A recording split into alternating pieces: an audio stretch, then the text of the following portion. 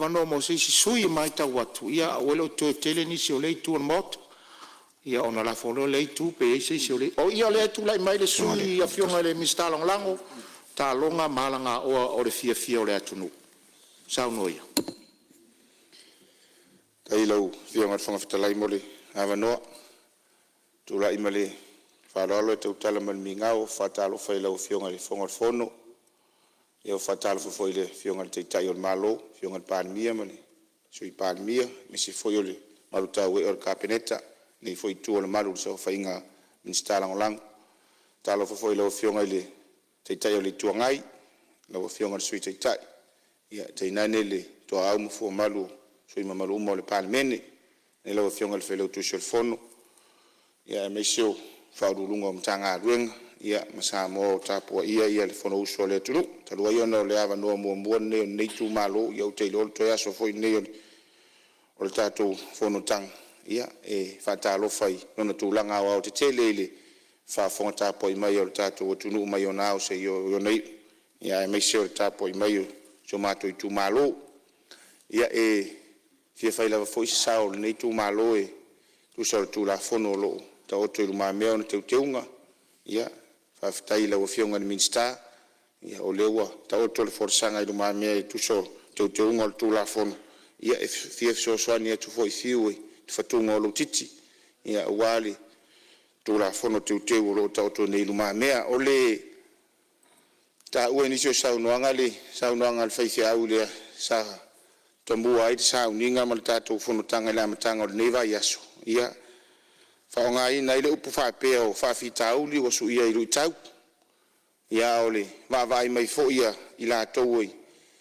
i le lalo langi o fenga fa vai po le tuo policy ia o lu tau o tau o avanoa en fa fe ona fa pe se so so ani ma se motunga afa le nei tu malo ia o avanoa e fa le ia tili ai ia fa tinonga au nanga manga ruenga ia awa o tatou tangata ia e peona avea maanu liu o fea o le aso o lo tadi mau mai o tatou faiva o le vaenga mua lava e pe fia vatu ye se langona ma se tu alalo ia ai nei tu malo fa fetai o le lava o manino ia e pe fe onisio fina ngalo tatou reserve list fa fetai ona te ole ma se ava no o le nei tu malo wa le la fa se i regulations i tu la fono fa tonu ia le fa tala no ina ia me silo leua ma wale ava no i tonu le motofono e ina isi vaenga pena sa ta ua tatu presiti ia aiwa sa ua fo inisio fina ngalo sui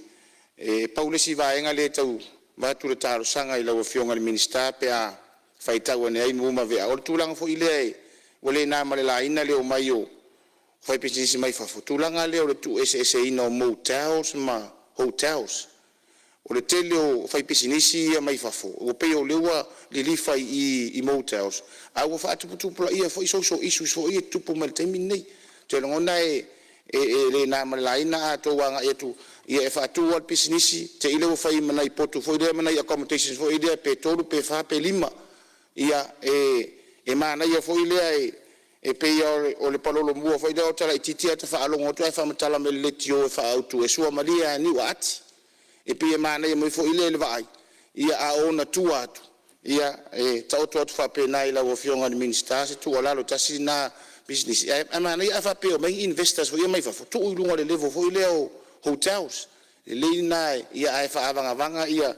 nai vaenga la iti nai pe nai accommodations ia manai motels ia wa fitau le manai tamari o tatu o tunu wa pe e fa lava fo ile fa to fa la inga tu mamau ma le lo fa tino ina o nai vaenga ia o le si vaenga e va to il fa tai la o fionga di minister e tu so o te unga pe fe na ma di sa no anga le fionga di palmia ia o le o tau fa amana e nai mai si o vaenga ia fe so ta ia mai si matanga luenga ia elo o fio o mai tonu le isuina le ngata o certificate ia fa pay for ila le immigration for ile le issue mai temporary residence ia mo le investor le o mautino o ia le ala alu le business ia wai e pay for na mali ni so saunong ia ana saun nei o le afo o le investment e ka la kula fa ka merke paps do tara di mai la wal ia e pay o na isi va enga na e fa tai la o fionga minister me se fo ole fa nga malo le mo fa yona tu ia tu la fono le ina ia mafai ai ona nga itonua ia le pisinisi le mafuanga na ndesi tala ai matalo sanga ai de investor dia ia ile fatinonga ia inei ole siva enga e va to 45 time va to tu alalo ale nei tu malo ole wa ia ile malo si anga le wa ia i va enga i o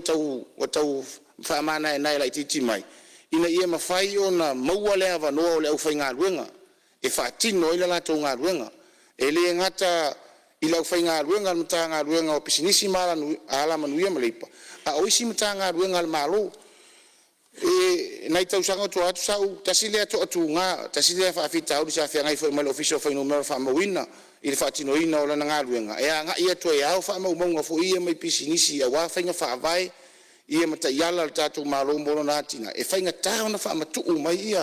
ia fa ma monga ia ma fa mtalanga fo ia pisinisi e fa taila o fionga ile ni mista ia wa mafai ona sila fo i vaenga ia wae ele ngata fo ia tama ainga ia ile tupe ia a orta ua fo ia fa matalanga ia fa mamonga ia mornga ruenga fo ia nisi tu tino tato malo ia wa ia le fautu ina tu langa tau ni tama ainga o le si vaenga e batu aile tu walalo ia ese mai tu la fono a ona isi vaenga fo ia pe i tu la fono teu ma si vaenga fa pena i le anga ia tu ole o fai pisinisi tu ai no mafi anga pesa avatu e fo se vai i tatu prisiti ole mana ia ole anga ia tu e monima fa ma oni saunoang e tau ngo fie ai ia fe fa tau inga ma olo ia au te fa tai lo fiongan minsta me so tatu malo o tau fio maia awale upumoni ai pe na mari upole tunu ma fai matua ele ole taimi nei au tai au ele ole la waman au le fa muli watu o te vai rupeina le saunoanga le fionga le minstalang lango te manatu ia au leo tatu o mai o tauna faisa tatu malolonga manatu foi fa au ngase mai le uli sa talia ile to sua e ile manatu no fo la fata te ese ngalu ngal fono fai tu la fono mo lana malolonga o le uli ia ile fai una tunai mo tunga afa mo le tulenga fa ftetele le fionga le ftalai e me se foi le fionga le tu sur fono ia mali o finga luenga tu sole ta pena nga foi male ta ma ftanga ma fai fasilinga ma lo sur pa io pa meni ma lole tu tu te tai alo foi io tu fai valo fiao pa ma lo foi lo fono il pa io ma o tenei na tu lava walu le aso fa ngasi ya ma lole lava papali ia onai va enga fai o tu ai ia le fa ftai le nei tu malo ia la o fionga le minsta e pe fiona ma ua ina inisi fina ngalo onai tu langa foi leo le ta ua leo tau toe avatu waise so atu i taftafa la fionga manu le teu tatu tu la fono o le vaenga foi le ile na tu o foi o investment ile tu langa foi le faftaia pe afika i matu la fono o ba male luas fu tau sang o le fato a teu le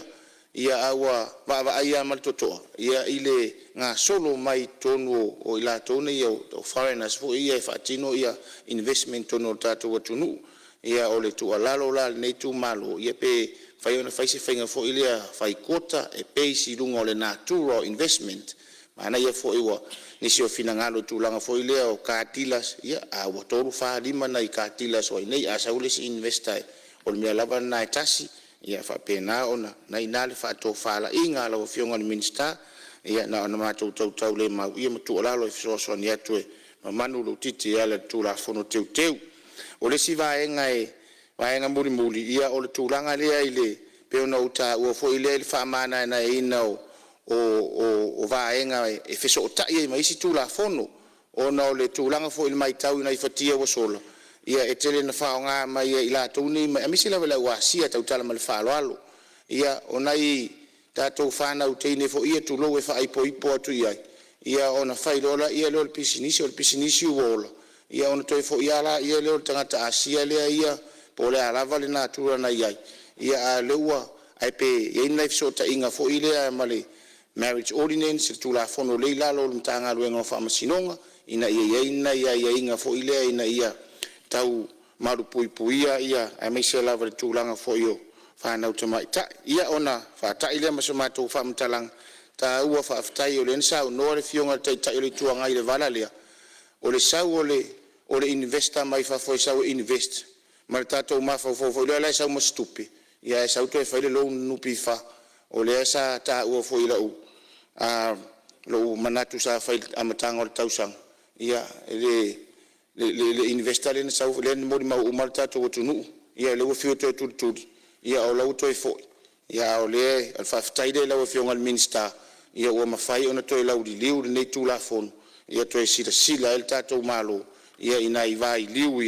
ina ia mawhai ona malu puipuia ele ngata ia mo le ati na o le tunu investment o loa ngai mai ia malu puipuia fo ia tātou o tunu ia o mana o lau fionga le minister ia mai se fo ia le tūlanga o lo ta oto e te unga o le tūla fonu mātou whaamanu atu nei tū malo ia anga leile atu amunia lau fionga fonga fono ia me se fo te tai o le malo sui mamaru umo o le palimene nui le tapo inga o le tū malo malanganga e tumu whaalo alo whaafitai malo sau noa sus fono mai palau li lua ia o le mai tau atu lava o lo fatu lava le titi tongo awa le tepu e ino le tūla fono lau fionga le minister fa malo fa so ia la tua tu te tai malo lo tu lai mai o toi mo le vanoa sa no lava mai tau le tu ua le sa fe sa no ngol sui malu ia palauli a me se foi sa no ngale tai o le tu ngai le tatu tu mafuta o tu langa lea o tangata nei mai fafu ai mai te pena lo na tatu nei fa tu pe tatu e fa tu pe no pifa e le company le la tu wa tu pe ia langa e serious le mta upu nei company le princessa company na mata mai stangata sai nei ai umane u fa tau le stangata ona fa ngalo le tatu alo mafana ule la sa no tonu ia yonga ya fiu wa suru fa fi atu le e alo le sa mo ya ta un fa so soni le meu tupu ma ola le business